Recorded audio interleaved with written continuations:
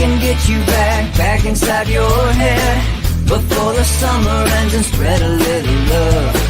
Just for a little fun, I'll make you come back to me before the rise of every sun. Baby, it's meant to be, I know you got a man, but he don't understand. You're gonna be a heartbreaker. You're such a love taker. So just suck me in and you can toss me like a cigarette. 'Cause I just wanna be a bad habit, yeah.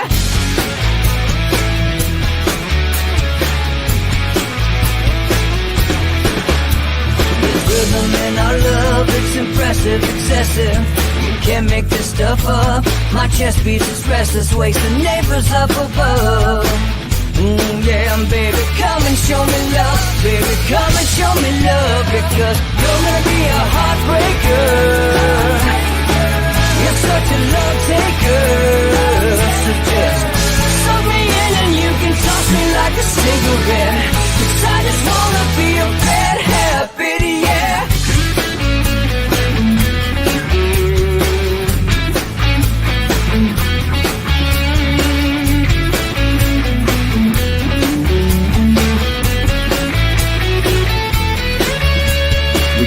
And take a one-way ride, steal us away to find a place we can hide. It wouldn't take much to disappear overnight, just to give into the need and leave it all behind. 'Cause I know that you know that I know that you want me. You told me, now show me, come blow me away. 'Cause I know that you know that I know that you want me. You told me, now show me, come blow me away. You're gonna be a heartbreaker.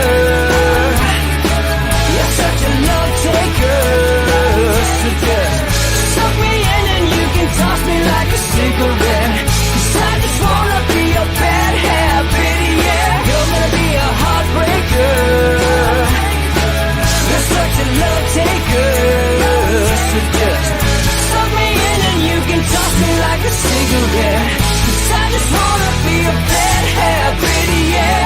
Suck me in and you can toss me like a cigarette. 'Cause I just wanna be a bad habit, yeah.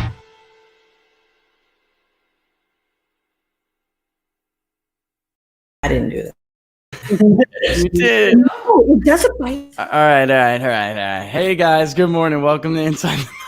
That was what you call a lover's quarrel. All right. A little spat. She's like, I didn't mute my mic. I did mute my mic. You're watching Inside the Numbers with the People's Pundit. It is Wednesday. We are getting very close now, less than 2 weeks on the dot. So now we are at the less than 2 week mark. All right. Follow me on Twitter if you don't already, at peoples_pundit on Twitter. Okay. All right. Thanks for everybody's contribution. There's a couple of things I want to go over today. And then at Laura's request, when we were looking at the numbers that were rolling in yesterday, I was talking about something. And then as we're doing that, we're watching Trump's rally in Pennsylvania. And don't get me wrong. I get the value of what he's doing when, putting Biden on the board. But as we were looking at the numbers, there was something that just stood out at me that I thought, was really something we may look back 6 months and say, this mattered. And so she wanted me to talk about that and bring that up. So don't let me forget that, okay? Maybe you want to, pen, here you go. All right, but in any event, real quick look and update at the numbers in Arizona last night. We'll also go over the public polling project. I'm going to talk to Barnes, and we will figure out where we're going to go because we have a damn near tie. Even though I gave a rank distribution score, which I thought would give me a little bit more insight into because last time Pennsylvania was really far and away. But then I could see everybody really had a lot of second choices. So I gave a rank distribution score. And guys, it's like really close. Pennsylvania tracking poll has one more vote than Florida tracking poll or something, right? Or Michigan has is right up there, 865. So I'm going to talk to Barnes because he wants to do his little demographic modeling, all right? Which I think would be cool. It's a cool exercise. And I'm thinking that maybe because of the money that you guys have raised, it is potentially possible that we pull a couple together, track a couple together, and they have such similar demographics that it may be worthy of doing so. All right. And, and why? I mean, even though Florida is up there as well, And I think Florida really is the end all be all. Like I've told you, if Trump doesn't carry Florida, then it doesn't really matter. I just do think he still maintains an edge there. And the reason is, guys, again, with these early votes, you don't know who they're voting for. That's number one. Okay. And even if we take the modeling right now, it's not even close to someone putting it away because of the early vote by mail. We have seen this a million times, and this is not a comparable time. I want you guys to look at something you're not hearing. I'm sending it out in the comments right now. Look at how many in the in-person voting polling stations aren't even open yet. And then look at where they are. So we could look at like Miami and say, how are they doing in Miami in person? And Republicans are actually doing quite well there. But I would tell you again, don't read into it. You don't know how much the Npas are breaking, the independents, right? You just don't know. So all we can do is really look at other things that are much more complicated than the superficial stuff that you see on Twitter that gets your heart like it beating, whether you're on the whatever, the Biden side, whatever it may be. So there you have it. Okay. And then also I would say Pennsylvania, that's very important as well. Most of the polls right now have that race very tight. It's tightening for sure. 2 to 6 points. Quinnipiac's not a serious pollster. We shouldn't be listening to Quinnipiac. It's not, they're not serious. Okay. Even if they're right, they're not right for the right reasons. Okay. So then that's all they're over to it. So, yeah. So, all right. So getting down to it. Yeah. I didn't know if you wanted to be. So I was like, hey, you're scooting in. Women are funny. No, they didn't. Yeah. No. Women are funny like that unless they're ready. They don't want you to. They don't want to be in the picture, right? All right. So let me tell you really quick what happened in Arizona last night. Okay. So we're really pushing these like 60 people that, every night. Tell us who you're voting for. Okay. And the reason why I'm letting Arizona go is, even though we put the result up yesterday, is because there's money left in the pot from it. So we might as well. All right. Making, out of the people that we got to lean, they're what we're calling stubborn undecideds. I'm not really sure they're undecided. All right. I'm just not. I'm not at all. I don't believe in the big undecided in many states. There are some states that do have truly persuadable people, like Wisconsin, truly swingable people. But I don't believe that is really the case in Arizona. What I think I see here are older, and they lean more conservative, by the way, independents. And they're really, I want to focus on their age, though, and their ideology. I think they're just lying. I truly do. I think they're just lying because you push them a couple of times, and it's about 2-1 for Trump when you push him. All right. So for instance, every 15 we push, Trump takes 10, Biden takes 5. All right. So we look at who they are and what they're doing. They're overwhelmingly no votes on Proposition 207, which is getting killed. Medical marijuana is going to pass. It has no majority support anywhere in any party. And I think I put that up yesterday, didn't I? Let's take a look at some of these propositions. I'm going to upload them and I'll chat while I'm uploading them here because it comes out like that. Yeah, it comes out way too small. All right, but you'll still be able to see it. But the bottom line is Proposition 207, yes, vastly outspent Proposition 207, no, the no side. And you can see it. You can see it in who, the party. There is just no majority opposition, no matter whether you're looking at Republicans, you're looking at Democrats, you're looking at independents. There's just not. It's going to pass. And it was narrowly defeated in 2016, narrowly defeated. We do think that that's going to increase turnout in Arizona among certain among all, groups, but groups that maybe would not have voted before. You guys know the turnout rates we put out for the other states, 18 to 29, significantly higher in the state of Arizona at 71.4%. All right. So those who tell us they're absolutely certain to vote come November. All right. Or before. All right. So I'll show that one. Then also Arizona was the largest state in our question of, are you comfortable with Kamala Harris as president if, in the event Joe Biden cannot serve out his first term. That is obviously a major problem for them. This is something that I think, Laura, is nagging at some of these voters, and they're telling us they're undecided and they're not. You know what I mean? And I really think we're the only ones asking this question, which I think is kind of funny considering the circumstances. I guess some media outlets don't want to raise the possibility of that. They understand that, so they don't want to raise the possibility. But I was trying to craft questions where I can think, that people can say when they go into voting with something they're quiet about, something they may not share with other people. All right. And then, by the way, I don't want to call it shy. It's just the comfort level with pollsters is the worst in Arizona. I was actually pretty shocked by that, given the attitude of a state like Arizona. You would think that they just don't care what you think, but they do. All right. So let's look at 207. 207 is, and I guess I cropped that wrong, but 207 is going to pass right now. 57.8% are yes on 207, 32.0 are no on 207, and 10.2 claim to be undecided. Even a plurality of Republicans at 46% say they will vote yes on Proposition 207. 44.6% say they will vote no on 207. Only 16.7% of Democrats will vote no, and about a third of non-party affiliated voters in Arizona will vote no. The rest is majority. So a plurality of Republicans and a majority of Democrats and a slight majority of non-party affiliates will vote yes on 207. It was outspent. If you want to know how much, according to Ballotpedia, over $5 million has been spent on the campaign for yes, and less of $1 million was spent on the campaign for no. So, what does money get you? Money gets you overwhelming support. All right. And then there is a funny thing. 207 is also on the ballot, getting less attention.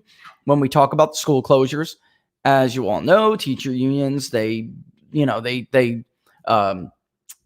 back the idea of school closures. Why the hell would they not? They can sit on their asses, and while our children get stunted and the Chinese get smarter and we get more stupid.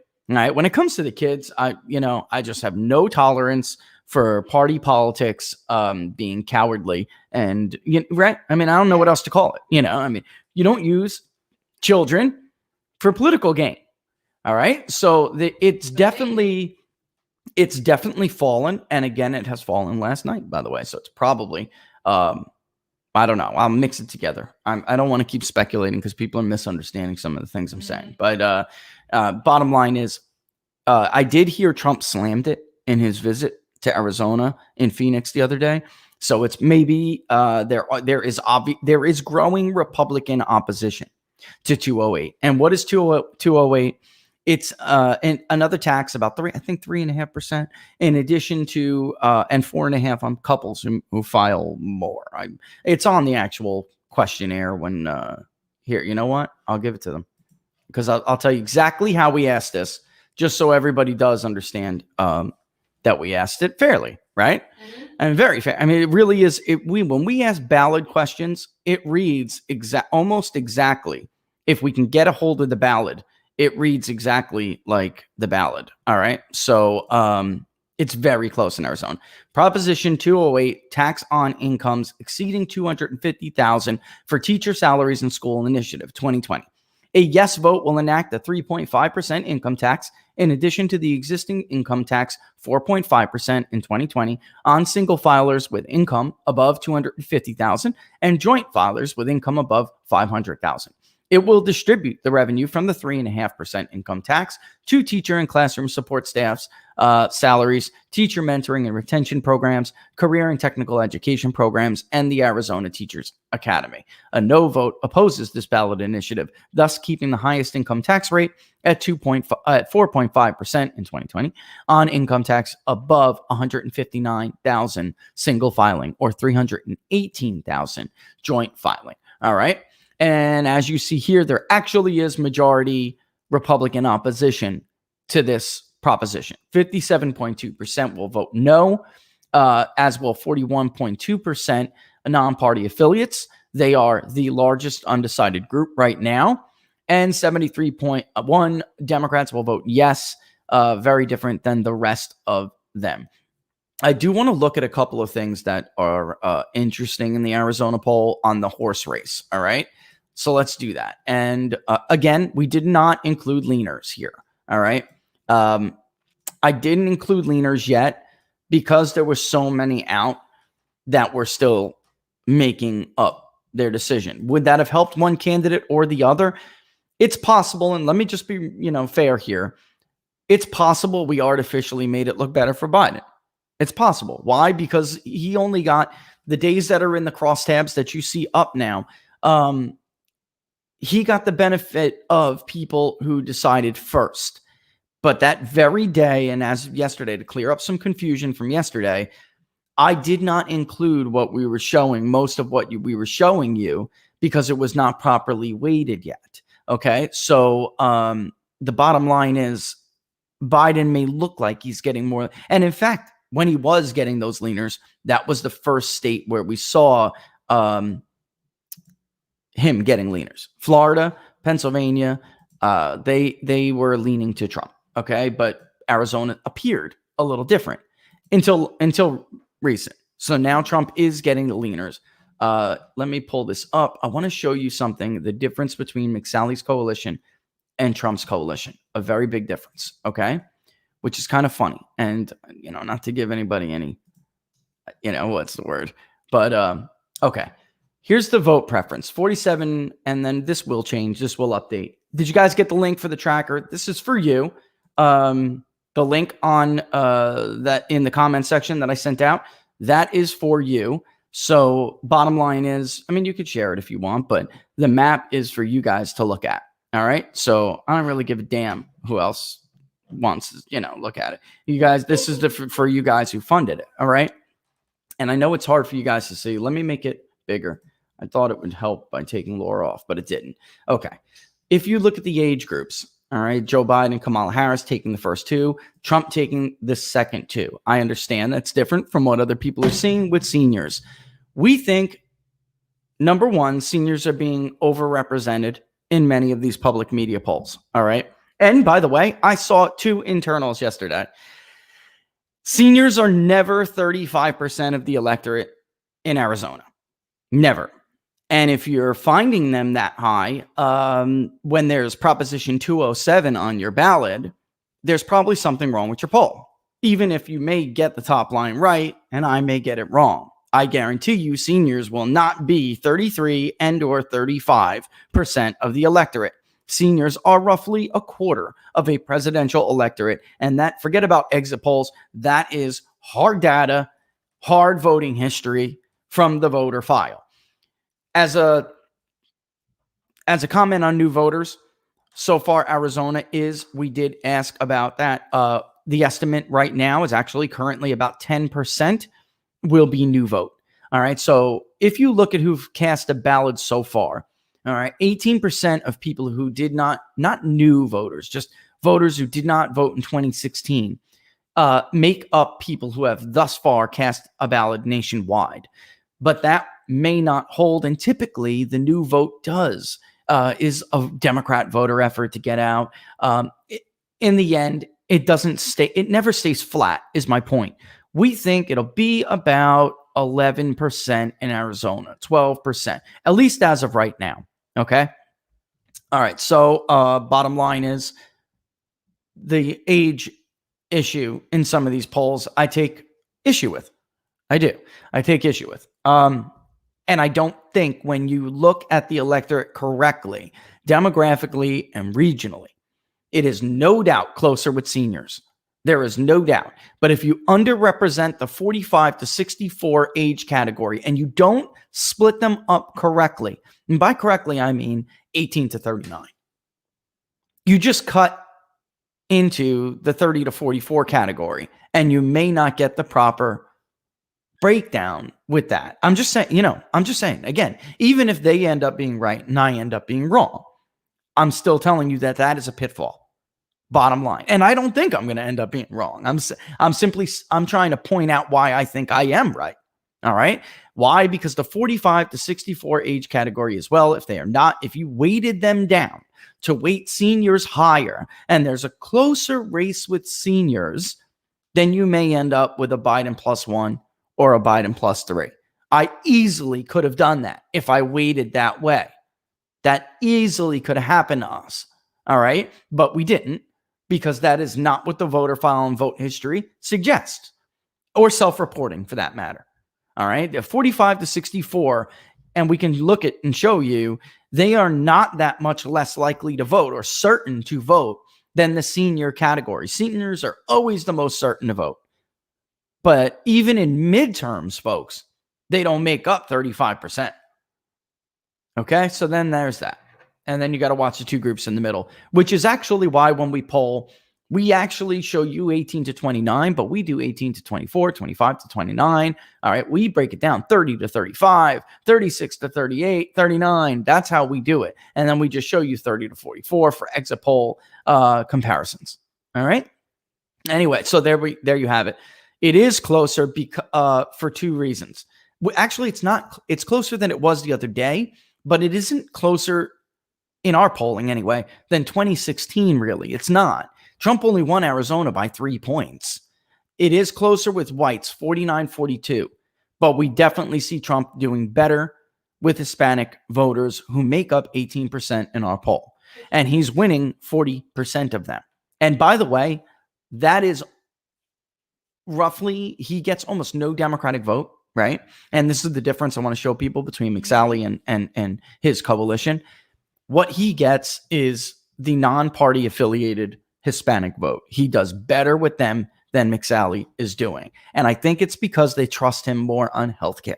I think Mcsally has gotten beaten up very bad on healthcare. I don't know for sure. I'm speculating here. I'm speculating here. So all right. So the bottom line is, let's look at party first, and then you'll see what I mean. We actually have Trump carrying independents by a few points. Democrats hate him in this state.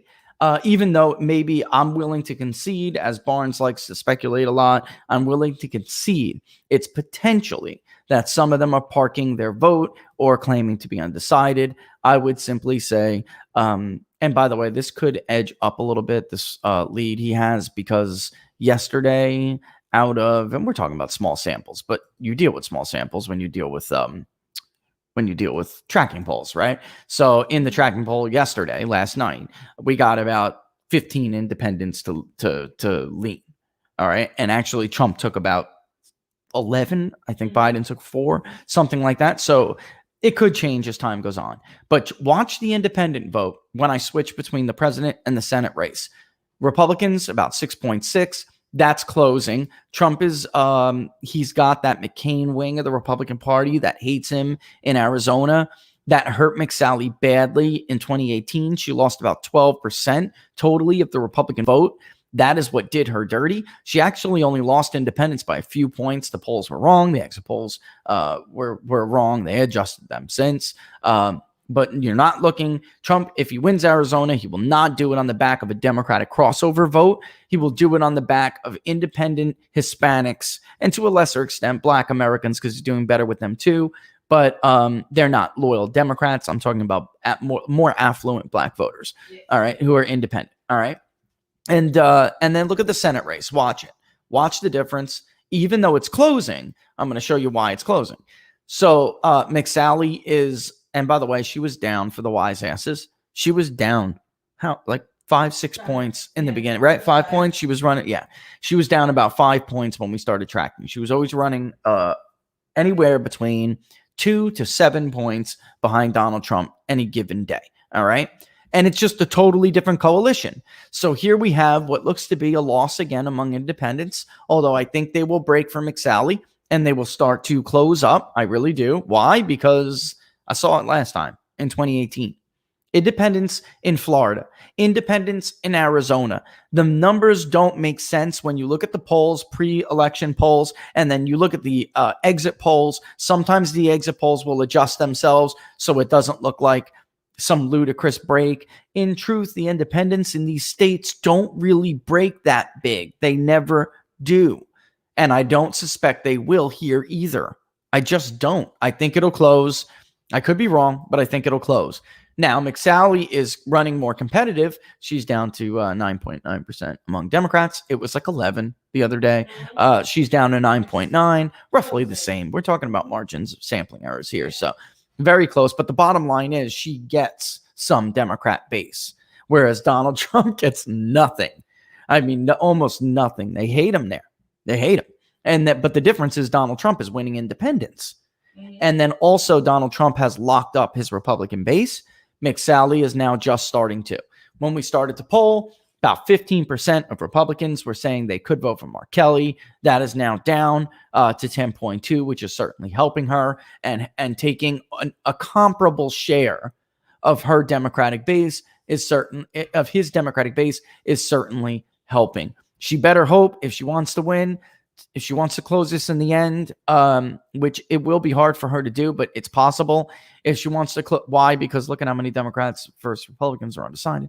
These 19% of independents, they really got to go her way. And I mean go her way to the point where maybe these 50 out of 55, 35 to 40 go to her.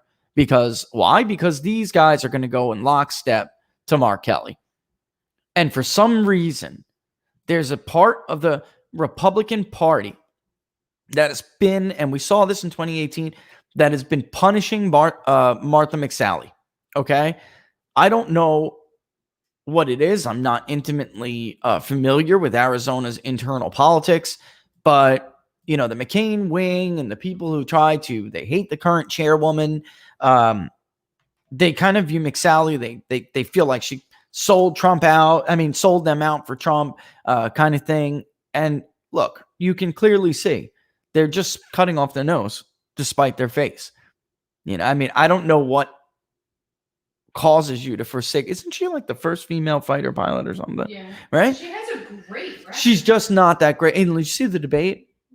She does. Laura's right. She has a great record. She's just not a great, fantastic, charismatic candidate. Mcsally, he's a great candidate. Laura, you want to add something? Go ahead. I'll put a figure 8. That's it.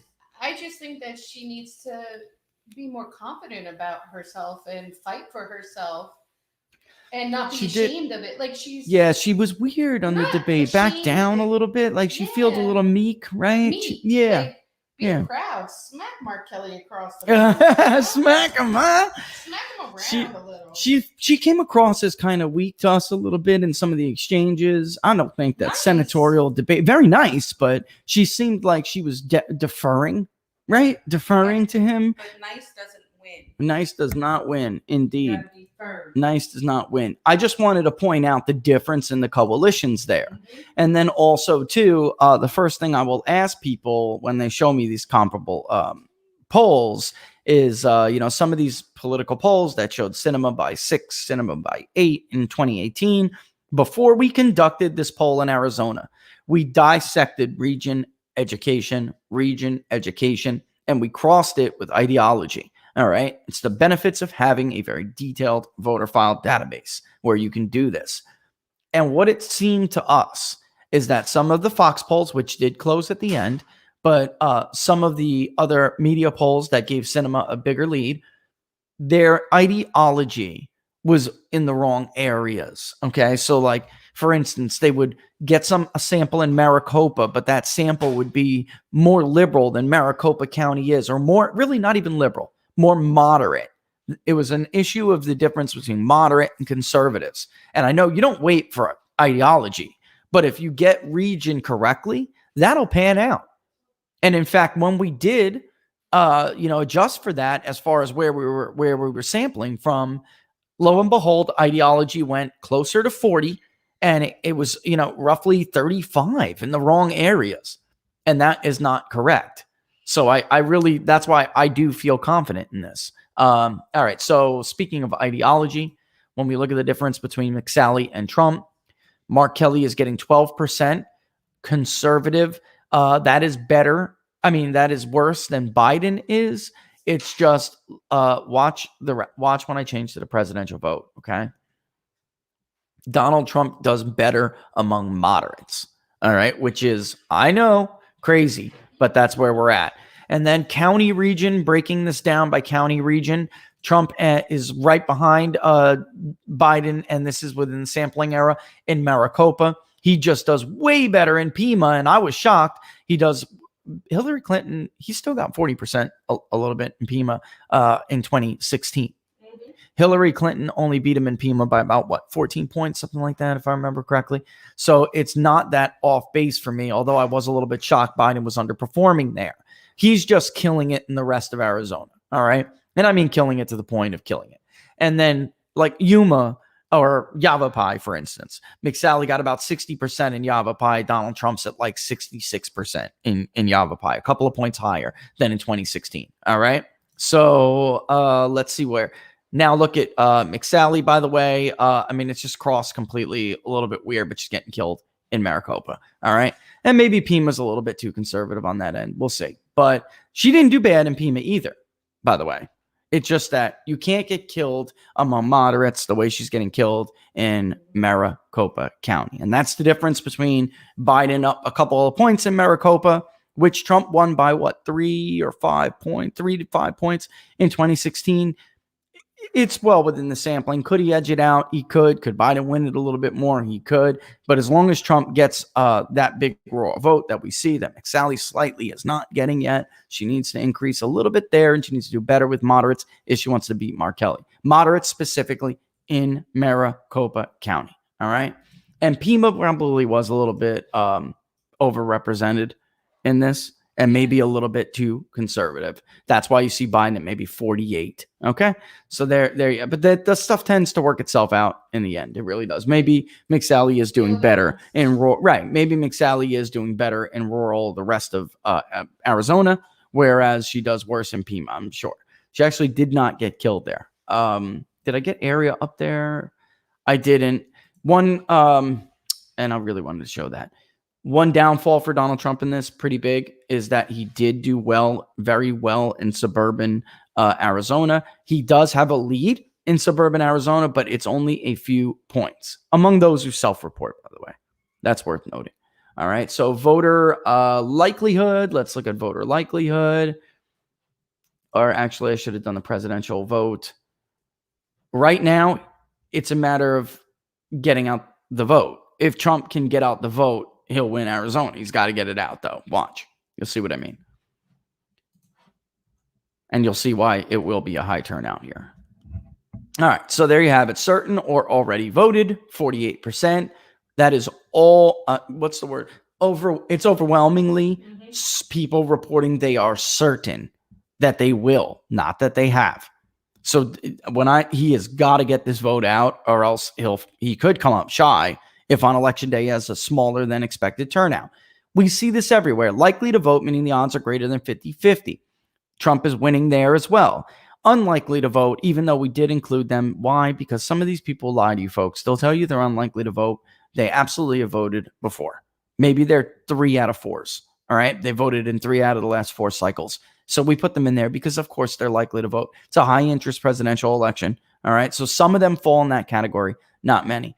But the bottom line is we see this just about everywhere. And this is why Democrats, when we look at this early vote, they really do have to hit some real hard targets, because there is a danger that they don't have enough on election day. All right. And we can talk a little bit more about Florida as we go here, but that is absolutely possible. And I know that Republicans are lagging where they want to be, but again, to show you the chart of what happened in 2018 in Arizona, Mcsally was doing incredible, and then she fell off. All right. And that's what happened. All right. So there you have it. She fell off and was overtaken.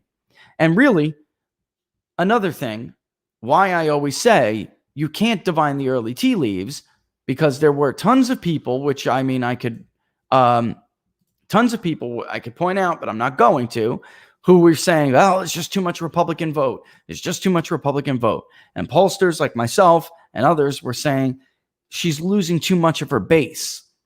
It doesn't matter if those votes are banked. If 15% of them, which is what we found back then, 15% of them were going to cinema. And that is the danger of trying to read the early vote tea leaves. Okay. Not every vote is a vote for that party. All right. There it is. Okay.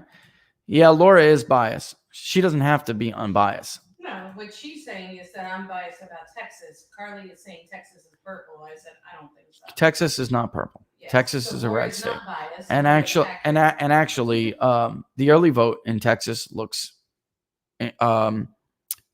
incredible for Republicans, even though I hate reading early votes, and I do. Is there a bellwether Arizona county? You know, I would say Maricopa is the most, I hate to say this, but Maricopa is the most important county. It is. It's just that, and it used to be a red county. 60% of the vote or more will come out, and we have 62. We are at Maricopa in our polls, I believe, 62%. Let me take a look and just make sure. That's in the weights on the spreadsheet if you guys want to look at it. Maricopa maybe a little bit. No, it's 60. It is. I thought it was a little bit higher. That's Pima, I think, is a little bit higher than normal. Yeah, so Maricopa is, but I don't know that I can call it a bellwether anymore, because if Mcsally would have done a little bit better in Yuma, for instance, if Mcsally would have done just a little bit better in Maricopa, and that was entirely, she was winning Maricopa. It was the 180,000 ballots that magically reappeared because nobody knew Democrats were voting for 3 days. All right. That's what happened. If she would have done a little bit better, yet still lost Maricopa, there was a path for her that she could have eked it out. You know, so Yuma and Yavapai would have had to give bigger votes. So Trump could lose Maricopa by a couple of points and still win, but he can't lose it by like 8 points. And that is right now, that's the position Mcsally is in. And that's why I would say, even though the polling is closing, it is closing. It closed for her, I think, about as much as it can close if she doesn't change the dynamic in Maricopa County, which is that Trump is doing better in Maricopa with moderates than Mcsally is. And she can't win if those moderates decide and go at the rate they're going right now. Am I saying this correctly? So those who remain undecided, they will break from Marquette Kelly unless she changes that dynamic. And maybe the truth is they're just undecided right now, but that margin's a little flated from Kelly. So in the end, though many of them will go to Mcsally. It's just that right now, Trump is running several points ahead of her with moderates in Maricopa, and that is good enough. That's good enough. Whereas she is not. And then also, she's closing that base gap now, but she's got 4 points among the Republican base to go. 4 or 5 points. Much of that comes from Maricopa, and then the rest of it we're seeing is coming from Yavapai, right? That was the one. A lot of that came from Yavapai. Just a little more assertive. Yeah, showed a little spark. I'm just, God, you want to give him campaign advice? Go ahead. Saying, like, if she does those 2 things, I think she could give them a run for their money. Yeah, she can close. She can do it. She can overtake him. It's just that she's got some challenges. There's no doubt she's got some challenges. And we'll see how it goes. But we're interestingly continuing to track it. It's staying at this point remarkably stable in the Senate. And Biden caught up a little bit. Like, if Biden didn't get those last minute responses in the other day, this probably would have been a Trump +4 instead of a Trump +3, maybe Trump +5. But he did a little bit better in some of those later responses. We will add the leaners. Just spoke with Kat about the thing earlier. She's waiting for my response on what to do. We'll probably update it later tonight. Probably. I think we'll have enough more to update it. But I mean, it may. I don't want to speculate, but those leaners are going to go in now because we're getting close. So if it holds and maintains, then it'll look like Trump is getting a little bit more leaners because that'll be included with the ones from the prior period, and that'll give us a totality of the electorate it probably would have been more of a Trump plus 4 or 5 if if those leaners were not in there the other day. I don't know though. We'll see. All right. There it is. So, I don't know what that means. I just saw somebody say somebody wouldn't be campaigning if he was ahead. I don't know what that means. You campaign in states where you have competitive Senate races. That's what you do. I don't know what that means. The bottom line is we're going to have to figure out where to go next. And I really think that, and I've said this now for a while, Florida is always there and Florida is always important. So I think we're going to have to go, though, to the Rust Belt. They're all so close. And I was hoping you guys would put a dominant cap on this, but you didn't. And I sent it to yesterday. When I gave it to Barnes yesterday, I was like, do you believe this crap? Right? And he was like, revenge of the pollster. Revenge of the pollster. It's like too close, and I don't want to put my thumb on it. Pennsylvania tracking poll has the most votes technically by 1 or 2, right?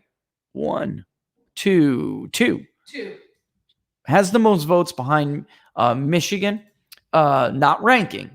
I mean the most number 1 votes. Pennsylvania tracking poll. No, Minnesota is up there because of the rank, but it has 6 votes less than Pennsylvania tracking poll. That's how close this is. So I feel like I'm calling an election here, but Michigan is and what I'm thinking, Joker, is this: since we're that close, we'll talk to Barnes today because we have to get started, and we'll dig deep into ancestral, and we will probably poll neighboring states. All right, we'll poll neighboring states. So like Pennsylvania, Michigan, Minnesota. I guess. Wisconsin is, just to let you guys, Wisconsin is, it's down on the rank, but it's actually only 4 votes behind Michigan for number 1 votes. Yeah. And Nevada was actually high up on the rank, but it was high up on the rank, but it didn't have that many number 1s. All right. And I'll tell you guys right now, I know for a fact somebody got into our survey and skewed Nevada. So I don't know that I trust it because I know what happened. All right. And listen, Republicans are making a big comeback in Washoe County out there, but I don't know because I didn't poll it, but I wouldn't be shocked if in Nevada came back at like a Biden +2 or Biden +3. It's 6 electoral votes. The election will be decided 10 or up by Florida and the Rust Belt. All right. And, actually, I like Ralston's analysis. Yes, he's a liberal. So what? Doesn't mean he can't give good analysis. I think he is worth listening to. It will be close. I do think it will be closer than people think. The rural vote in Nevada looks like it's going to be huge. All right. And I don't know. I feel like I'm with Angie on this. I just read her comment. If Trump loses Pennsylvania, then he will need to make it up in other Rust Belt states. So it's like shouldn't we know, guys, what is the deal in those Rust Belts? So if I poll these areas and I have an idea of how certain ancestries are broke, that's right. Dan is number 1 right there. At this point, Clark is like, we know how Nevada is going to go. If they can get to 45 in Clark, 45, 46%, then he has a shot at flipping Nevada. But right now, they're about 6 to 8 points away from that if you were to just do ballot to ballot to ballot. All right. So there we go. There we go. All right. So let's talk to Barnes and we will make a decision. I will go over the money bit. So far, last couple of days got about $5,000 for it. So to track 3, we would need, I don't want to blow up. Pollsters are going to hate me for talking about, because let you in on a little secret. Every client pays a different amount, but we're doing it for cost here. It would take a little bit more, but I don't mind that if we're close. All right. And Laura just won't let me spend thousands of our own money, or she will kill me. All right. We did that in 2016. We did that. And we just, everyone got kids, folks, So maybe we'll pick two very similar Rust Belt states that can tell us about the rest of the Rust Belt. The difference is here, you have states like Iowa and Wisconsin that are like Trump could lose. Iowa, until Donald Trump, consistently voted to the left of Ohio. Consistently. All right. Going back, I don't even know how long. It was only with Donald Trump did Ohio go 1 point less than Iowa to the right. And that is something totally new. Wisconsin and Iowa in many areas have more in common than Wisconsin and Michigan. But Michigan and Pennsylvania have more in common than those two, okay? And then Minnesota actually could have a pretty good split because you have some of those more rural, the decency argument working on some of those rural voters that really would be conservative. But then you have some attitudinal, I don't give it kind of matches to Donald Trump in other parts of the state in the Iron Range. So it would be, that's it, that it would be a good way to match those together. And I'm with Angie that if he doesn't win Pennsylvania, then you have to have some kind of an idea on where Biden is performing best to see if he could make it up somewhere else, right? So there we have it. Do you think could we do these four together? That's what I'm thinking. I just want to go over the money, and I don't want to promise something. I just want to ask you a question, though. If we do Wisconsin or Minnesota, you guys can hear, right? Yeah. They're so close when they vote in the long run, like historically. Yes, it will. That's what I'm trying to say. They will reflect one another. So if we choose one of those and another. And before Trump, Pennsylvania and Ohio used to be extremely close, and Ohio went by almost 10. But that's what it took to show that kind of a shift in Pennsylvania. So yeah, there are states where we could match that will tell us more about each other. Absolutely, that's what I'm gonna do. And then there's a question we'll make public, which is whether or not these are voters who voted in 1 out of 4 last elections, or this is their new election. So we're going to do that in this tracking poll, no matter where we go, which is very cool. And then we're going to do national origin ancestry a lot more in detail, which that's the kind of, this is really the way I do. I personally like, it gets boring to ask how if you approve or disapprove of somebody over and over and over and over. You have to add something to the mix. You just have to add something else to the mix of value, right? And this, which brings me into something, all right? And I'll take a really quick break. We're going to do a 3/4 show today. So I'm going to take the half break now because I skipped over the 30 minutes on person.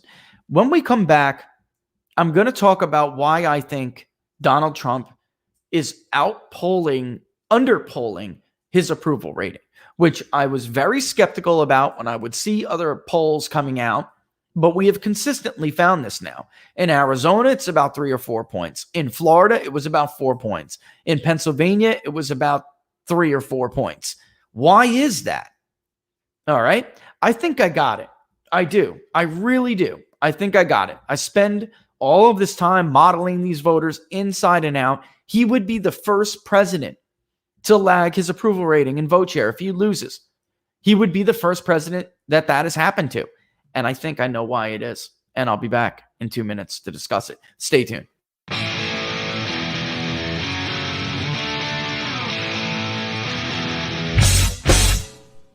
How much you wanna bet that I can get you back inside your head before the summer ends and spread a little love. Just for a little fun, I'll make you come back to me before the rise of every sun.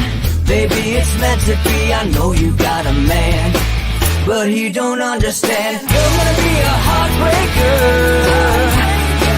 You're such a love taker. So just suck me in and you can toss me like a cigarette. 'Cause I just wanna be a bad habit, yeah.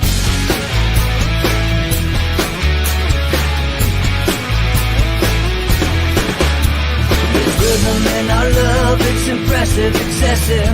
You can't make this stuff up. My chest beats, it's restless, wakes the neighbors up above. Yeah, baby, come and show me love. Baby, come and show me love, because you're gonna be a heartbreaker. You're such a love taker. So just suck me in and you can toss me like a cigarette. 'Cause I just wanna be a bad habit, yeah.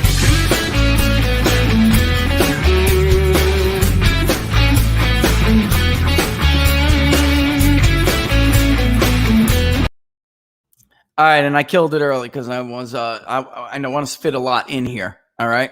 So we were talking about before the break why it is that Donald Trump polls higher with his approval rating than his vote share.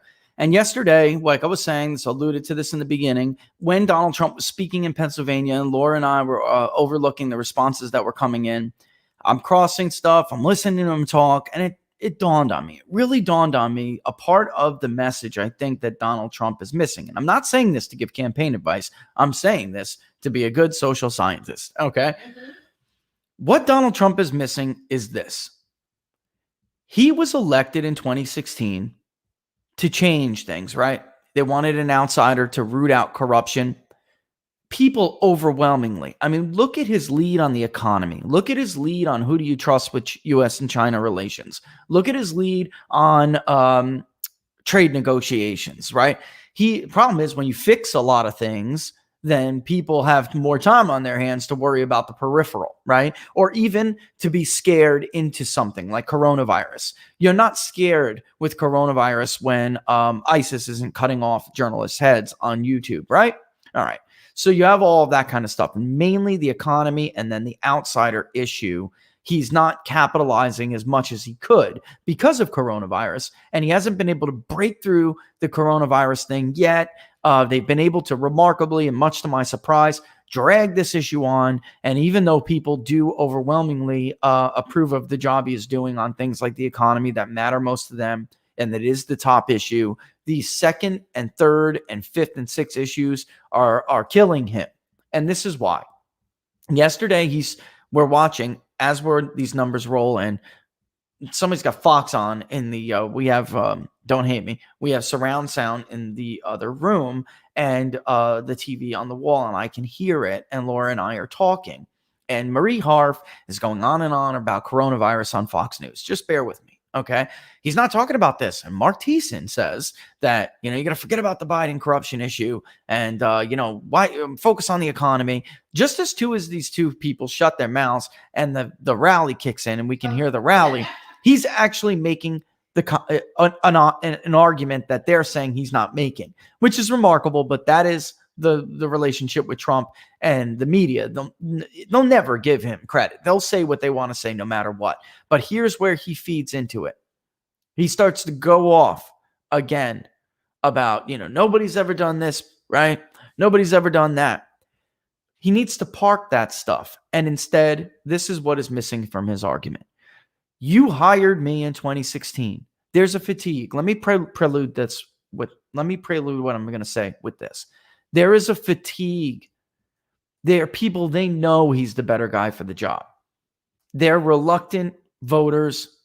They know he is the better guy for the job in most of this. They're tired. They are tired of the roller coaster. And typically an incumbent has the benefit of that argument. Don't rock the boat. Mm-hmm. Don't change course now. We're doing well. We're making a comeback.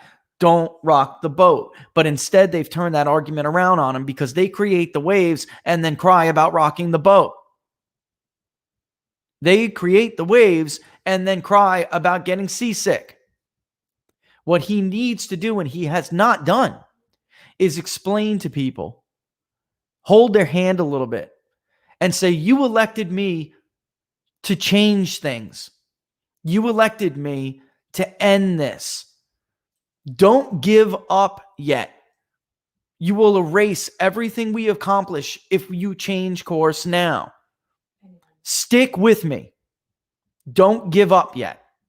We're almost there. And he hasn't done that for people. He hasn't held their hand and said, I know the boat's rocking. I know the storm's raging. We'll get through it. The sun is shining on the other side of the storm, and I will take you there. Stick with me. Instead, he goes on, he starts good, and then he goes, look at this crowd. The media never loves to show you the crowd. We all know there are tons of crowds for Donald Trump. Those crowds don't calm the storm. Those crowds don't calm the fear, the uncertainty. And maybe it wouldn't have mattered until coronavirus came along. Mm-hmm. And we see it. They're 4%, they're 5%. We see them. That could be the difference in Pennsylvania. Those voters, where are they? They're in Bucks County. They're in Chester. And some of them, yes, are even in rural America, where a lot of people, frankly, are just counting on them to just shut up and vote for him. They worry too. And they're tired. I'm not saying it's his fault. I'm saying that he could do more to comfort them. And he hasn't done that. So he's ceded some of the position of an incumbent by having the advantage of saying, don't rock the boat. We're doing good. That is what makes a truly persuadable voter say, you know what? I'm sticking with the incumbent. Lever pulled or dot filled in or screen tapped. I'm sticking with the incumbent. They've turned that around on him because they like I say, they create these storms. That's true. And I'll cede that. So I know Trump supporters don't want to hear some of this stuff, but I will see they create those storms. But I am telling you that Trump's lead in Arizona could be 5-7 points easy. Trump's could close that 2.3% gap in Pennsylvania. He needs to acknowledge their concerns and he needs to acknowledge their fears. Mm-hmm. So during what does that mean? So he'll have one more chance to talk to these people during the debate because there are two groups of people remaining. There are one that's still, yes, these people, and they are undecided. And even some tell us they may vote for Biden, but we know they are not solidly Biden voters. And they may not even vote, but you don't want them to not vote. You want them to vote for you. Right?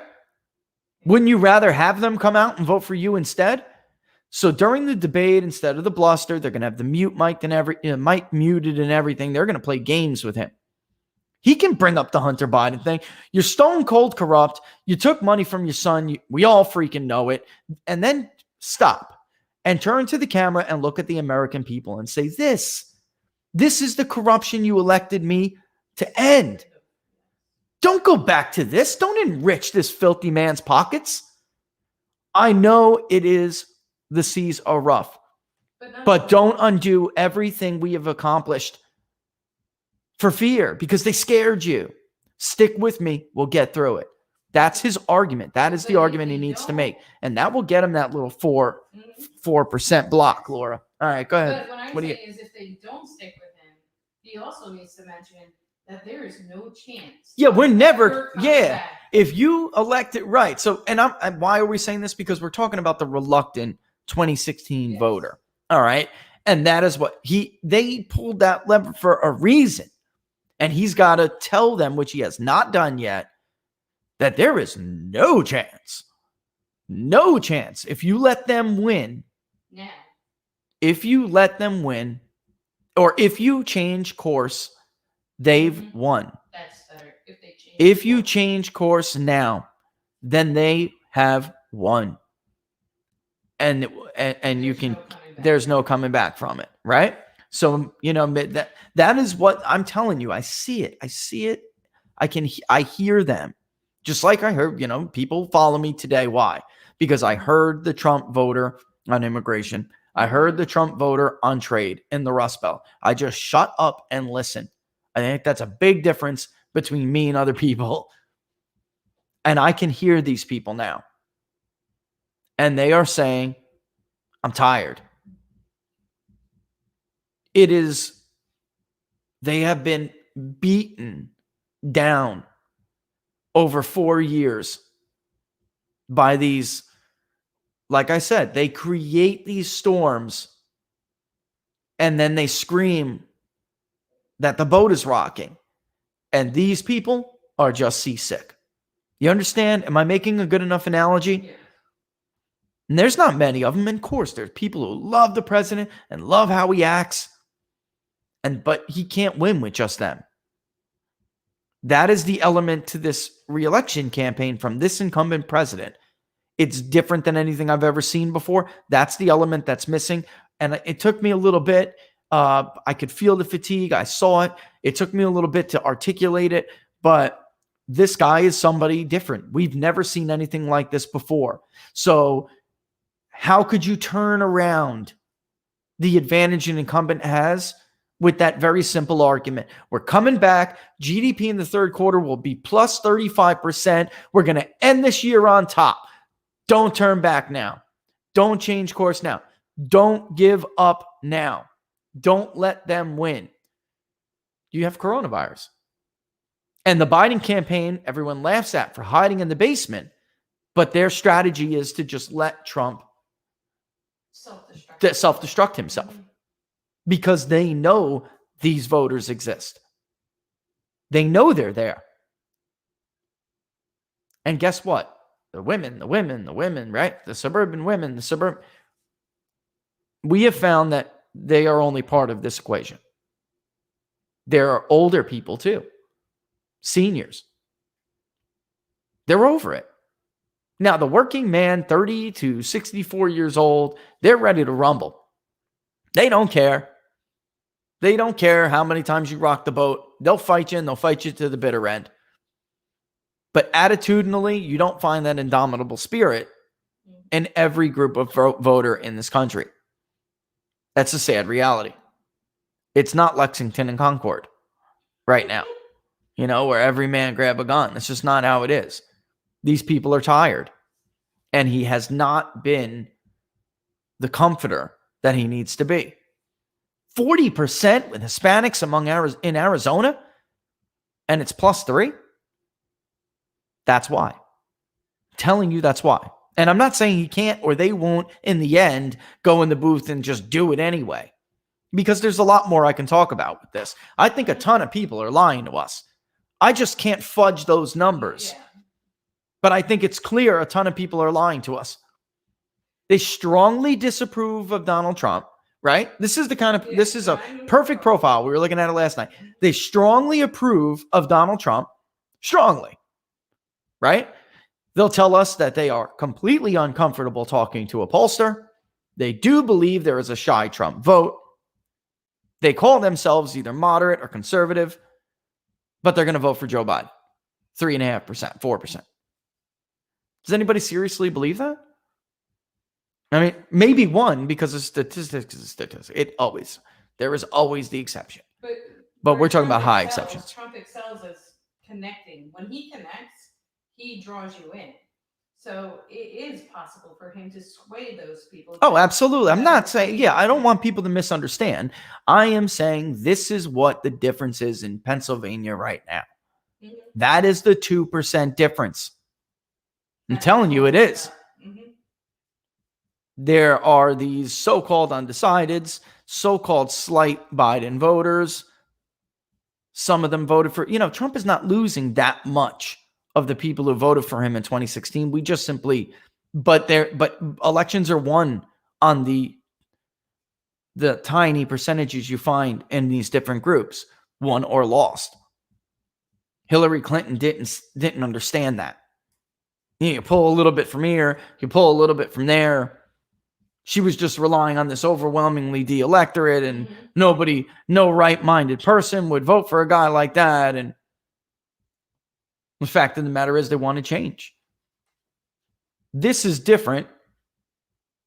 It's not change. They want it to end. They want the storm to end. All right? And they're beaten.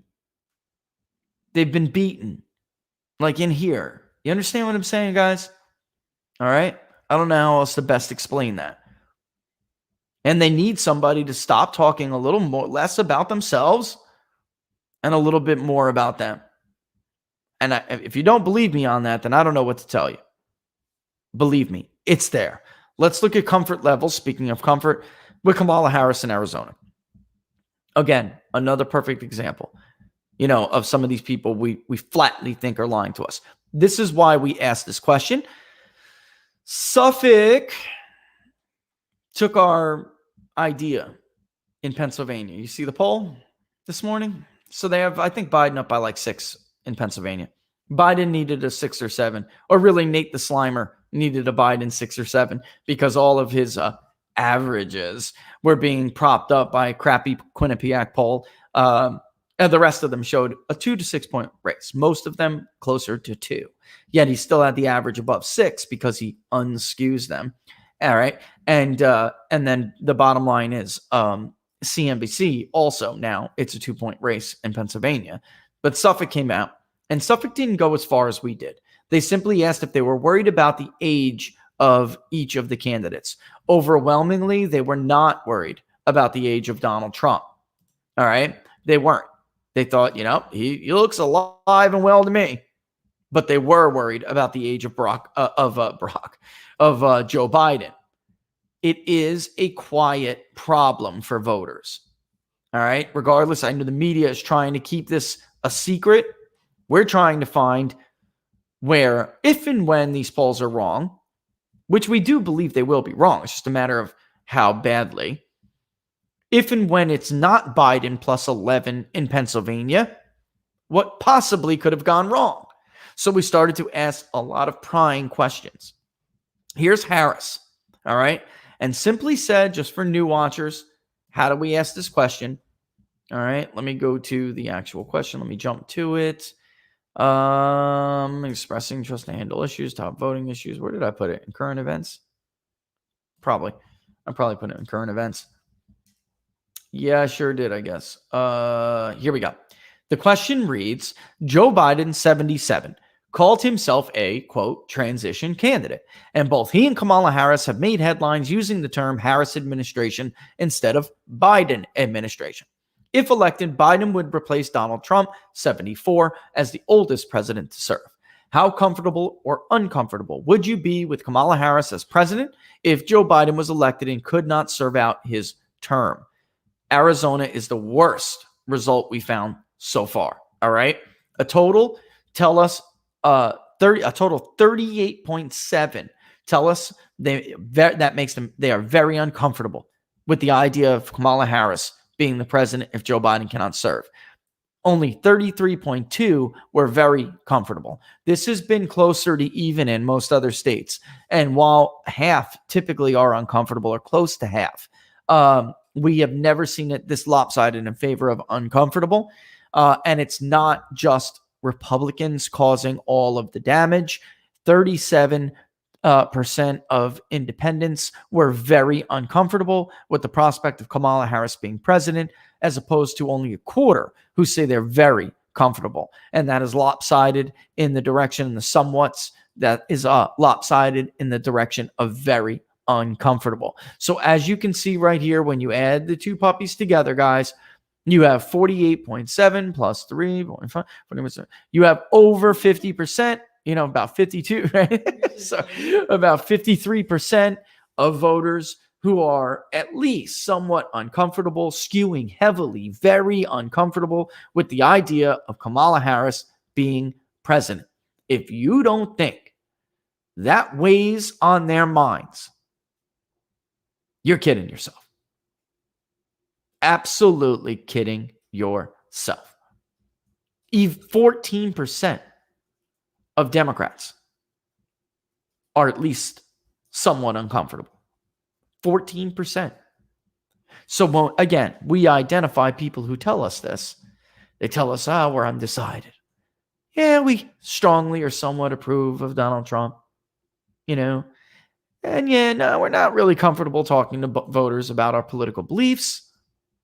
And then we see something like this. It is at least extremely plausible to us that they are full of crap. And they know exactly who they're going to vote for. And they're just not telling us. Or they're not telling us the truth. Right? Or, again, they're hesitant, maybe, because they fall into one of those categories of people that we just talked about before. All right? So there you have it. All right. So there was Arizona on the map. Did you guys check out the map? Look it over. Look it over. I also sent out the Secretary of State thing from Florida because I want you guys to understand something. There is no early in-person voting in many of these Republican areas. Liberal areas tend to start first, but this is even less comparable to other election cycles than we have seen in the past. All right. So there you have it. It's just not something we can, it's not something we can. I love that analogy. I'm not going to read it on air, but that one right there. I mean, really, that is the choice. Chaotic, verse, right? That is the choice that voters are presented with. And you need to absolutely understand that, Yeah, Barnes would say, Trevor, those voters are going to come home in the end. And they very well may. And in truth, if you want me to be honest with you, we have seen some of them do that already. We have. Okay. But I'm saying don't bank on it, because there is a reason, a very good reason why the media is, or are, plural, media are racing to cover up this story with the Bidens, because the goodwill factor, those people, the boats rocking back and forth, I was just talking about before, they kind of understood the boat would rock, but they hated Hillary Clinton. Biden isn't well liked. I don't know where other polls are coming up with this stuff, but he's not hated like Hillary Clinton. A story like this will drive a candidate's unfavorables up. And in fact, if you remember, that absolutely happened for a time during the Democratic primary when the Hunter Biden stuff first surfaced. If it becomes a choice between somebody they don't like, who they're not sure how they're going to do as president, versus somebody they don't like, but they know how he's doing as president, then Trump will win. So they cannot have that. They just can't have it. That is why you're seeing them race to cover it all up now, because they know that's it, man. That's how it will fall. That will be how it's already tightening, but that is how something like that will get over the edge. So for my, whatever you want to call him, Mark Thiessen over there, he's right and he's wrong. You need your surrogates to talk about that. Trump can throw a dig at him if he wants. But it is also true that he needs to speak to those voters, those reluctant voters. Again, remember the boat. Remember the boat. All right. Yeah, I mean, if he goes into the debate, and I'm trying to do like a little interaction with you guys right now. If he goes into the debate like he did last time, way too heated. The first time was not that big of a deal. This will not be good. It's not, he can't do what he did last time. He's already got those people. He's already got them. And I would argue he's got, some of that combative nature, that strongman thing. That's part of the reason why he's polling so well with Hispanics. I really do believe that. And even some of the other minority voters, I really believe that. But it won't get him that reluctant voter that he would need at this point. All right. That's not going to close the gap in Pennsylvania. It's not. And I know we're closer than everybody else. I really do. I know we are. It's a 2 to 3 point race right now. He could close it. They do love confrontation. That's absolutely right. And honestly, look at those. I hate reading the early vote tea leaves, but now that we have some in person in Miami, holy crap. Holy crap. By the way, spoke to two, just to give people a dig on Florida. You want to talk about trying to read the early vote tea leaves and making a fool out of yourselves. Both sides do it. And both sides have, data analysts that, that try to model who has voted already and try to get out. And thank you, Lavoie. Sorry, I just like to thank people while I see that. But they have their models that they try to forecast who these people are and who they're not. And the bottom line is, it was remarkable how close both of these people were modeling their independence. And on the left, they're modeling independence, non-party affiliated. It's the NPAs in Florida at just under 3-point lead for Joe Biden. And the Republicans, the Republican data analyst I spoke to last night, he's modeling it just 1.8. So, give or take, right? So give or take. But let's just pretend for a second that Democrats are right, and it's closer to 3, according to exit polls, which they were ridiculous. Andrew Gillum won MPAs by 10 points. The New York Times poll projected it would be 20, which is why they had Gillum by 5 or 6. That did not happen. I still don't think it's 10 at all. I think exit polls are wrong. The bottom line is, let's just pretend they're right. All right. And it's 3 points. Our polling, and I'm glad we started to ask these questions, clearly shows that more independent voters, now that in-person voting is picking up, that could close. The lead would have had to been built with MPAs ahead of time. Why? Because more liberal MPAs were telling us they were going to vote earlier by mail. And then as time went on, you would see more conservative MPAs vote. So that would suggest that if he's got a 3-point lead right now with their modeled MPAs, all right, then that lead's going to evaporate. So that's not good news for them. And they, by the way, they understand it wasn't good news. So now they're just like, we got to reach that 80%. We got to reach that 80%, meaning 80% turnout in Florida. I would not be shocked if Democrats do reach 80%. I would not be shocked. I just think that in the end, it's going to go, the electorate will skew Republican when we include NPAs. DeJelly, it means non-party affiliation, no party affiliation. That's what you'll commonly refer to as independents, but they are registered as having no party affiliation. So they're NPAs. All right. That's what it means. All right. So, and Joel, I mean, you'll get the electoral vote prediction when we're done doing this polling. That's the point. I mean, I don't know how so many people get up there and put up these maps and I'm just projecting this based on reading other polls. Public polling is inaccurate. It is not good. It is not good. Yeah, Adam, if Dems hit 80, Republicans will be higher anyway. And they were going to be higher. So I don't understand this political analysis. That only focuses so heavy on one side. And we see this over and over again. The idea was 65, the mark in 2018. And Democrats are way beyond their turnout model. DeSantis and Scott have no chance to win. MPAs are breaking 10, 20 points against them. How did that work out? How did it work out? What happened there? Way more Republicans. The turnout rate among Republicans was way higher on the election day than anybody forecasted. Than anybody, even me, by the way, correct? True. Even me. And I was out there saying, holy crap, Florida Republicans are going to vote. This is not midterm territory. This looks more like presidential territory. If some of you guys remember, the interest is high. And it was high on both sides, but it was higher on Democrats. On Republicans. Those who were telling us. And how do we do this? That's a great question.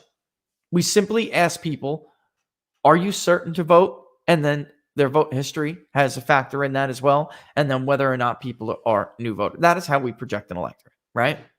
So why do so many Floridians register as NPAs? That is a great question. Disenchantment with yeah.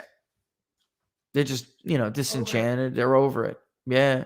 They don't like either party. They really don't. And a lot of, and this is why I think the lead Democrats are probably right. They be looking for maybe a 10-point lead with MPAs right now, but instead it's only, closer to 3.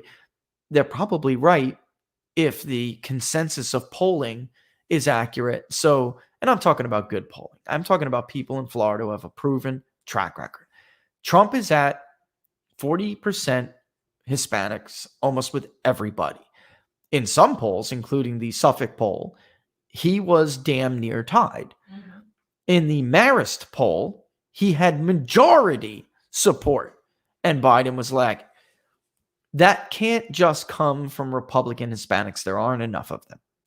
That has to be independents in the Orlando, Atlantic coast areas, also Miami as well. And then the I-4 is the more liberal one, but I just don't, unless you improve with them, I don't know how you get to majority support in Florida. You have got to improve with them there. It's incredible. So it is what it is. The only late counting state is Pennsylvania. And that may not even really work. There's going to be, I really tried to explain to people and sound an alarm, but my voice just is not big enough. I tried to explain that states are not up for this challenge. They have never done this before. We're setting ourselves up for wanting to kill each other. And I just feel, I get harassed by a pollster today. I just feel that they have set us up for civil unrest badly. Pennsylvania is going to want to count for 3 days. You're probably going to see a lead there for Trump, unless it's a landslide, unless it's I don't think it'll be a land, but a good showing for Biden.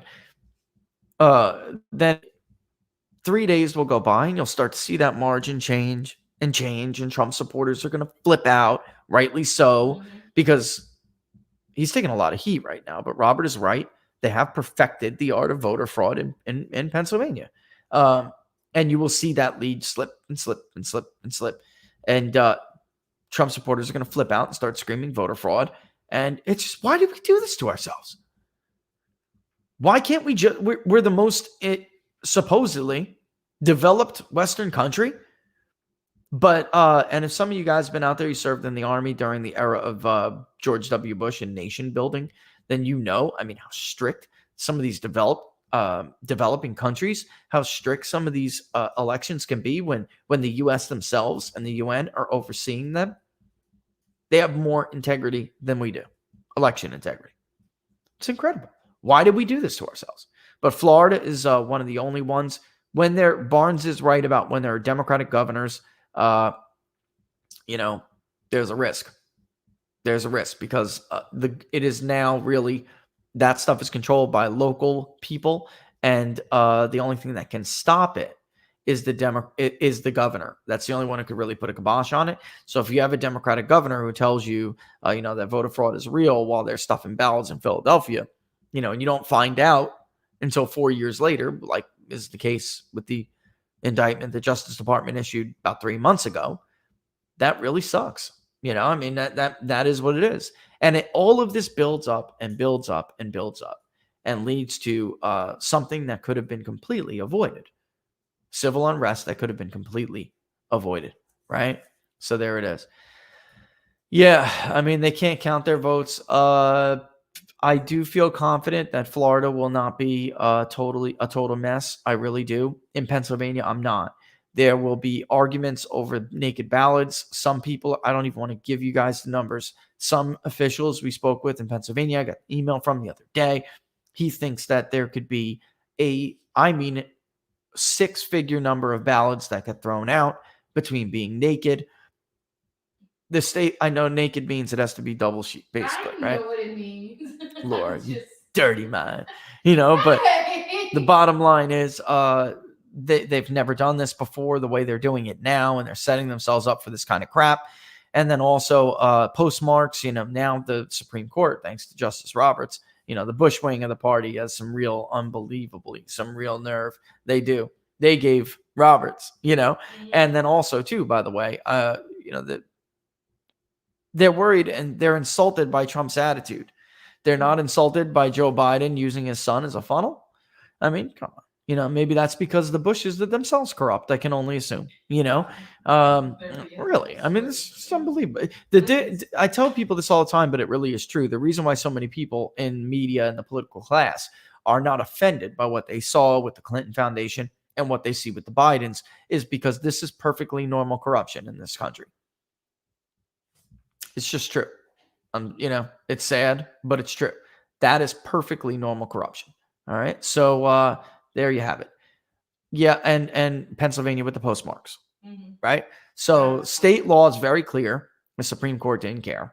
State law is very clear that how this works. And then they're doing this. This is new this time around, this in-person absentee ballot voting. It's new. But the postmark can be illegible. They'll be fighting over that. Well, what does it say? What's the postmark say? And then if there is no, get this, you're going to love this. If there is no postmark, it shall be deemed as assumed it was before Election Day without one. So how many people are going to get it in their minds to think this up? And by the way, in some of these indictments and scandals, they have actually included members of the U.S. Postal Service. I mean, it's unbelievable. Why did we do this to ourselves? We did not have to do this to ourselves. And it's just fun. Come for the data, stay for the jokes. That's funny. Aw, thanks. That's funny. All right, so there it is. There is something else I need to talk to you guys about before we go. And Arizona's up. You guys check out the map. Go scroll through it if you'd like. Like I said, it's for you. I don't really care. I did. Yep, and it's also up on the description. And you can basically, go and play around, fidget with it. I wish they would have been able to get you something from Market Site, but that couldn't happen. Of course, if you want to support it, which many of you have already, unbelievable outpouring, Venmo.com/People's Pundit. Friday, tomorrow, on Friday, the day after the debate, we'll talk about the debate for a little bit, and then we'll go over the financials. Okay? And we'll go from there. All right? Have you or Barnes changed your PA predictions based on a SCOTUS decision? I've always thought that was a problem. Right now, I don't have a prediction, folks. I polled thanks to you funding it. And right now, we have Biden up 2.3. That is our prediction within a sampling error of 3.1%. Can I clear this up for a second? We don't make these. If you want these like Twitter no data predictions, they're on Twitter. Knock yourself out. I mean, when we poll, we'll make a prediction. That is our prediction. All right. And if I say something with a caveat, I think right now I predict if the election was today, Joe Biden would win Pennsylvania by 2.3%. That is what I predict. All right. Or within a sampling error, margin of 3.1. All right. But, there it is. And then I hope we get to circle back to it. Why? Because Pennsylvania didn't go to Clinton +3 in 2016 until October 24th. And I'm thinking, that basically I would like to know those voters we just talked so much about. Are they going to do this again? Are they going to do this again to us? What?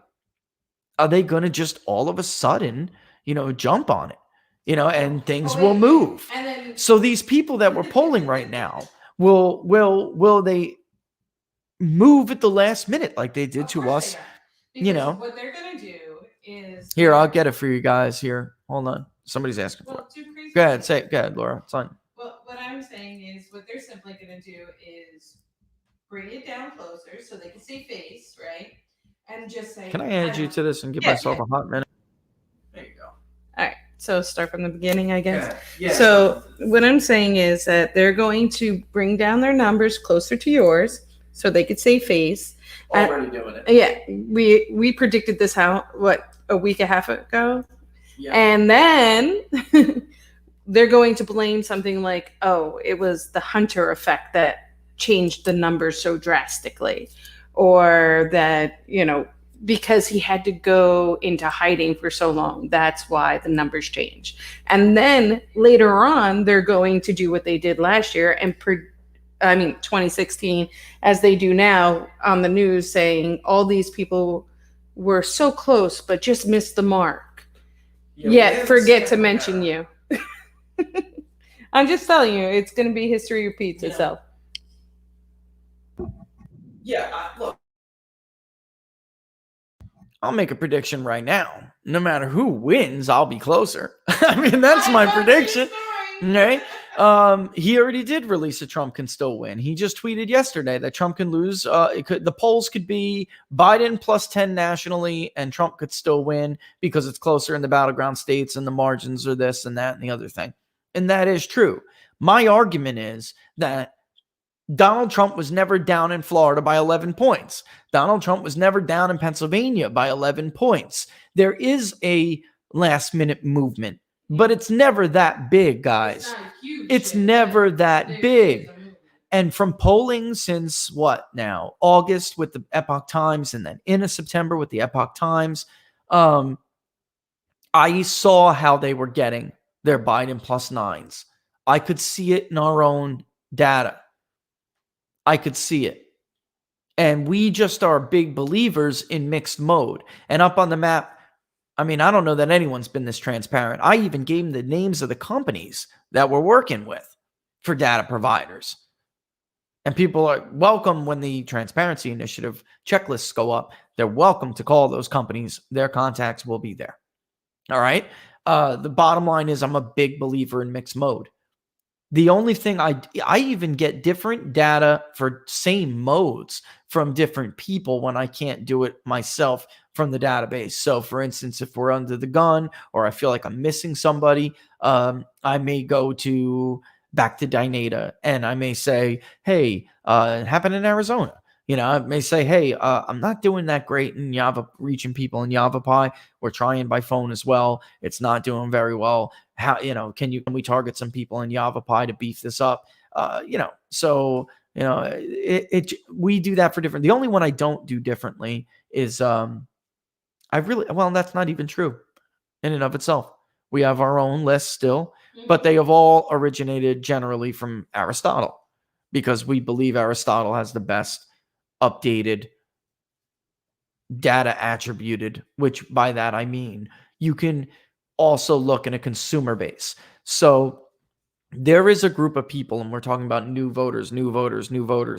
There, it depends. What is a new voter? Are we only talking about these 18 to 29s, 18 to 24s that just entered the system? Because we also see new voters that are older. And I see some of the polling saying Biden is crushing it with the new voters. There is another group that are new voters, and they lean to Trump. And you can and some of them are saying they lean to nobody, but you can tell who they are. And that is thanks to companies like Aristotle, where you can look and you can say, and Target Smart is doing the same thing, by the way, in states where Minnesota, Wisconsin, in states where you have to infer partisanship. All right. You can look, and how do we infer it? We know how people vote based on whether or not they have a subscription to Field and Stream. They're a donator and or member to the NRA, right? And it's not just one data attribute. You append them together and you say, all right, these people, they have these they have these matching data attributes. Even though, they haven't voted and they're now saying they're going to vote, they requested a ballot, they have to be included in the new polling, in the new voter sample as well. My point is not always just 18 to 29 or 18 to 24. In 2016, we were asking a question to see if it matched with what we knew about them. And it was, have you voted in a state, local, or federal election in the last 10 years? And by the way, that's very similar to what we've been doing now. So it's not as simple as what I'm saying. And we just like them for that, even though we don't only use them. It's just that if we do, then we know we can go back and we can look. All right, well, what are the data attributes we can append to this particular voter? All right. So there are just some that are better than others. And I feel like some of the panel polls are going to have a real problem. And I mean people who are just online panels. And why? Because I see a difference in the responses per mode. All right. And I put them up, but some of them, the margins of error would look weird to you guys. Like, Trump leading in last night's sample in Pima, right?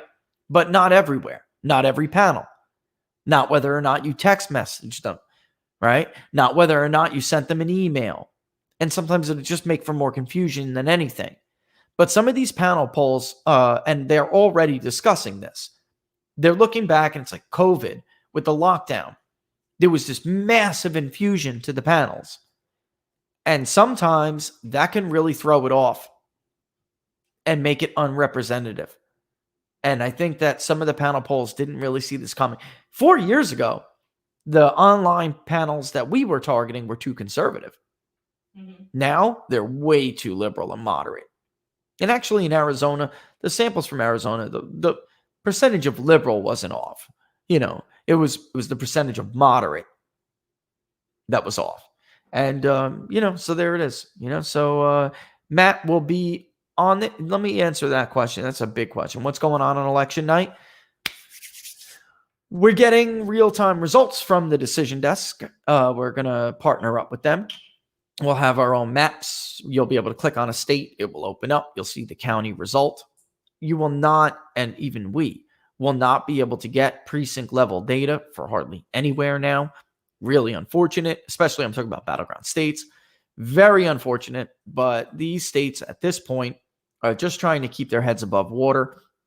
So that leaves us extra work, That leaves us extra work because we have to go and look in the voter files ourselves. Yeah. And say, okay, there's this many votes cast.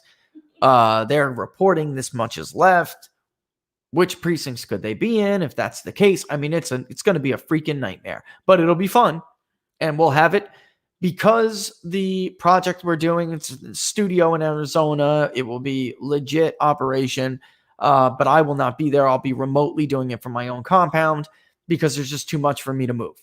And I was going to get up and go, but there's just too much for me to take. It's just too much. I know I'm a lot. Yeah, I would need Laura. Absolutely. But we will be streaming it on People's Pundit Daily. The results themselves will be on People's Pundit Daily. And then you'll be able to get it from like Larry Schweikert's stream. Everyone who's involved is going to pool their social networks so it's streamed out everywhere. All right. So you won't only be able to get it here on People's Pundit Daily. You'll be able to get it everywhere. All right. And then And you are going to make certain poppings. Yes. I'll be on the Epoch Times's NTV. TV station, NTV. I'll be on NTD. I'll be on them. I'll be popping in with, quite frankly, it's going to be a hectic night. And to give them an update every so often, see what I'm seeing. And we're going to attend We're- Cheerish Tracks. Yeah, we're gonna have a couple of radio shows. I think one a preview. We're gonna have some great segments of educational segments about how do electoral votes, how are they calculated, right? Yes. And then all sorts of cool stuff. And I don't think I'm allowed to give guest lists right now, but there will be a lot of big name guests that will come on and give us their take. Okay, so there it is. Florida. Like I said, if Trump carries Florida, then it's on to the Sun Belt and Rust Belt. If he doesn't, then that's it. Every election I have worked in, somebody has called Florida incorrectly and then had to undo it. All right. Fox did it last time in 2018, and their sister company did it, but they did it based on Fox's voter analysis and the results as they were coming in. Fox is going to tout how accurate their voter analysis is compared to the exit polls. They will both be crap. They were not great last time. I don't know what they're talking about. And in the Democratic primary, they were not great either. They had to constantly make revisions. In the voter analysis for Fox, it was mathematically impossible for Bernie Sanders to lose Maine, yet he lost Maine. What do I mean by that? I mean he had leads, big leads, in every age group, right? Mm-hmm. With males, with females. It was crazy. I mean, Maine should have been called off the jump. If they get a voter analysis result like that, they will call state without any results. So get ready for that. And Fox badly wants in the good graces of corporate big media, so they will do something horribly irresponsible like they did last time and make calls that are not appropriate. Wait for myself, wait for the decision desk.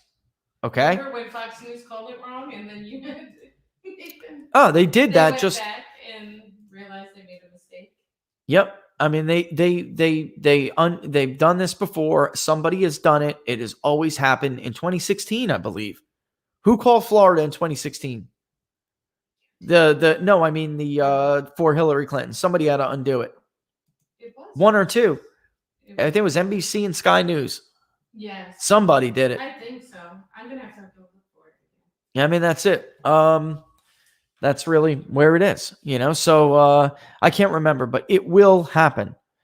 Election day is always nuts. Just listen to, you can tune in here, listen here, and myself and the decision desk will tell you. And by decision desk, I mean that we're partnering with the decision desk. All right, and they make more.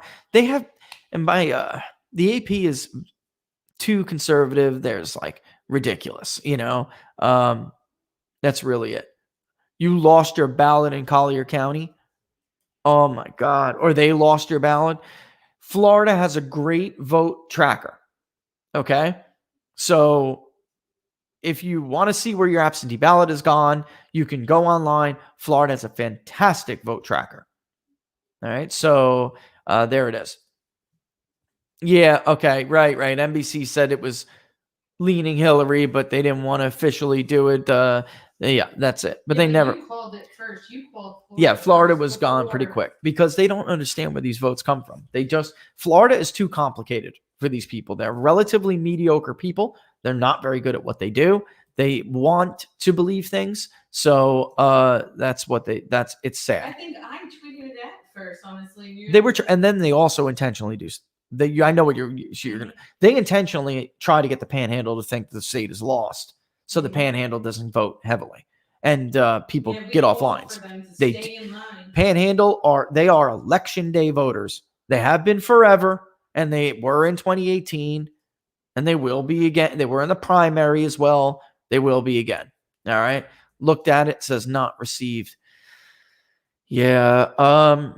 You may want to contact them. I mean, if you really sent out your ballot a while ago, you may want to contact them. I don't know how long ago you did. Can you vote in person? I do vote. I don't like mailing in. You know how it was. I would get an absentee ballot, but I would still fill it in and then walk it in.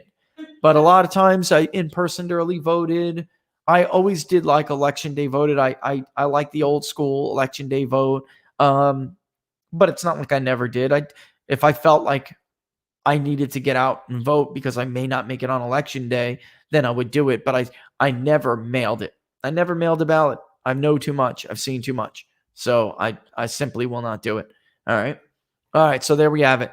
I'm going to keep an eye out for where we're going to go next. The questionnaire will be changed a little bit to heavily focus on nationality, heavily focus on a desirability bias if there is one, and then to track. Mm-hmm. So some things may not. What's the word I'm looking for? Yeah, I told you guys that they will catch up, and those polling stations will open. They're not even all open yet. I know. All right, so they will catch up. All right, just don't listen to these people who drive you nuts over and over and over again. And that's true if you're a Biden voter or if you're a Trump voter. If you're a Trump voter, you just have them completely biased against you, so it's very difficult to maintain your level of sanity. If you're a Biden voter, you may be sick of being lied to. So I don't want to see you deceived again. All right. So just chill out. All right. And then there we have it. So like I said, the questionnaire will be changed because you cannot ask in a tracker certain questions that you would ask others. And then also we will shorten the survey because now we know people don't have the time, and we know that we are getting, down to the wire. And we want to increase participation in the survey as much as possible. The phone takes a longer time than online component. People if they're quick readers, they can read it and just bang, bang, bang, bang it out. Mm-hmm. But the phone person has to be reading the questionnaire, and it could really take a longer time. So there it is. There we go. All right. Can I touch on Iowa before logging off? I can understand why some of the polls are close in Iowa. The polls in 2016, Some of them were on with a big Trump lead. Some of them weren't. If you guys remember, after I pulled the Rust Belt, I told you I picked up on it. Iowa was not as good for Donald Trump as Ohio was. Ohio was his best state in the Rust Belt poll.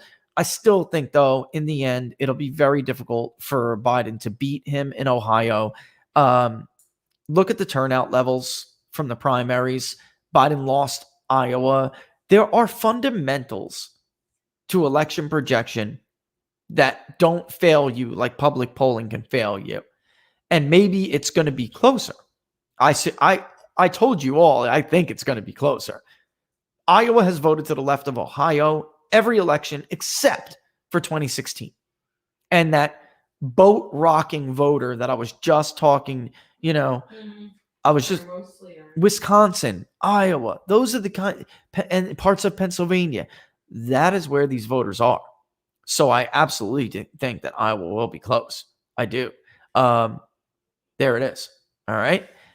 And so there we are. I think really, I got a ton of work to do. So you guys got the map, you got the Venmo and PayPal stuff. It will need to continue to be funded as we go. I thank you all for the contributions that you did today. I will add to this map as we go.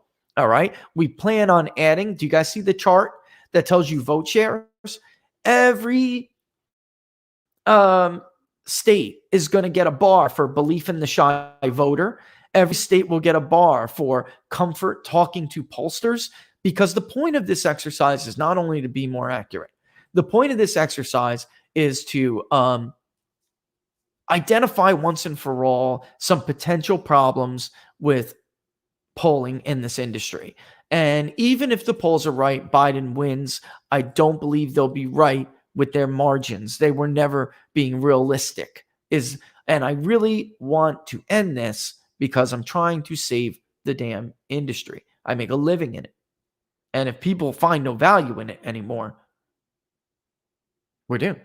We're economically doomed, and I better learn how to code. Oh, that's right. I already did.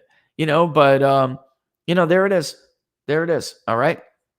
But again, I think this race is close.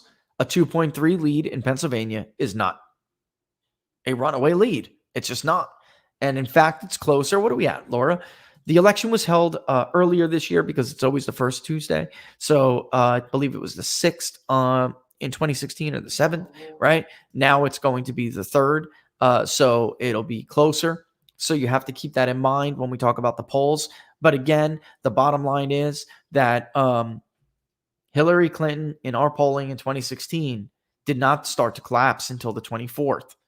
And that's why they're circling the wagon, all right? Circling the wagons around Joe Biden with this story, because the only thing that's keeping Joe Biden, 2.4, 2.3 in Pennsylvania, maybe less now. We'll poll it again. We'll find out. The only thing that's keeping him there is that he's not as much disliked as Hillary, although he's not particularly popular. He's just not as hated. And then also the boat rocking metaphor. Don't forget the boat rocking metaphor. All right. And that is what Trump has been missing. And that is what he needs to do to keep these voters, these reluctant voters, either from not, or from voting for Joe Biden. Right. He needs to tell them, you elected me for change. This is what real change looks like.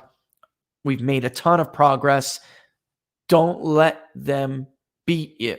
Stick with us. Stick with me. And, I know the boat is rocking. I know you're seasick. But the sun is shining right over there. Don't change course. And that is what he's got to do. All right. In his own words. What he doesn't have to do is, you don't get the rallies I get, Joe. During that kind of stuff. Everybody knows that crap. They don't give a damn. They don't give a damn. All right. So there it is. And today you will be with Duke, the Talk of Delmarva, right? WGN. That's right. I'll be. 3:30. Let me. Yeah, that's right. Do you have that handy for me, or I'll read that out? On your calendar. It's on my calendar. I'm I'm like so horrible at You're this. welcome. yeah, let's give a little shout out to where we're going to be on. I know that you put them all together. I tweeted them in nice unison, but then I tweeted a little bit more, so we'll get there. By the way, if you didn't see the thread on People's Pundit Daily's Twitter page about the housing market, really think you should do it. Great interview with Earl Farrell from Memphis yesterday. Guys, check it out. I will get the link and tweet it out again. That was a fantastic interview. Earl's been on many years. I just met him through somebody he has to, it's a PR agent to find and book. Great interview, really interesting stuff. Got to tell you, I think it's this right here. Let me get that link. It's 19 hours ago, so that's got to be it, right, Laura? Mm-hmm. And then I'll be on with Duke Brooks at 3:35 p.m. Eastern Standard Time. If you're in the Maryland, Delaware, Virginia area, the Talk of Delmarva. I had spoken with him before. That too was a good interview. Okay, this is the Earl interview with Earl. All right, so there we have it. Tweet it out. Let me get to work. Let me do what I got to do. We will pull Barnes on tomorrow. All right, to discuss some of the more recent polling. I'm going to snag him, whether he likes it or not, for an hour on Inside the Numbers. All right. And we'll talk more about it when we do. All right. It's looking like a Rust Belt heavy into nationality kind of poll. All right. So there you have it, folks. Thanks for watching Inside the Numbers with the People's Pundit. Follow me on Twitter at @Peoples_Pundit. Don't forget, if you didn't already, to subscribe to the page People's Pundit Daily on YouTube. Hit the notification bell. We'll let you know when we go live. And then mosey on over, if you still use Facebook, and like the page, People's Pundit Daily on Facebook. All right. Thank you guys again for all of your support, contributions, viewerships, shares, whatever it may be, and that you have done. And super chats, all of that. We are very thankful for it. And now I'm going to get to work for you. All right. That's what we're going to do. All right. All the best. See you tomorrow. It will start at 10 a.m. tomorrow, 10 a.m. Eastern Standard Time. All the best, folks.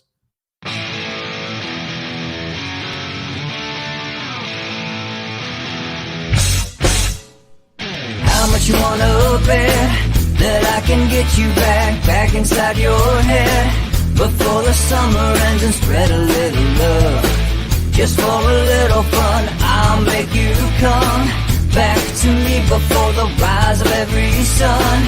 Baby, it's meant to be. I know you got a man, but he don't understand. You're gonna be a heartbreaker. You're such a love taker. So just suck me in and you can toss me like a cigarette. 'Cause I just wanna be a bad habit, yeah.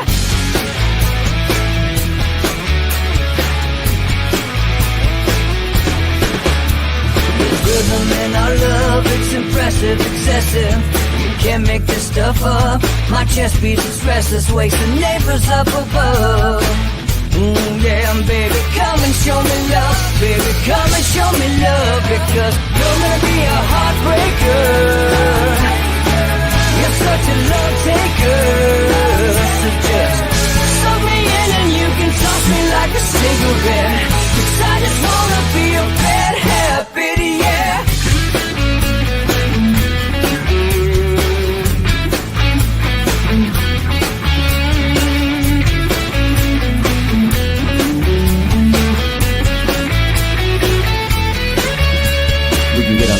Take a one-way ride, steal us away to find a place we can hide. It wouldn't take much to spear for knives to give in to the need and leave it all behind. 'Cause I know that you know that I know that you own me. You told me, now show me, come blow me away. 'Cause I know that you know that I know that you want me. You told me, now show me, come blow me away. You're gonna be a heartbreaker.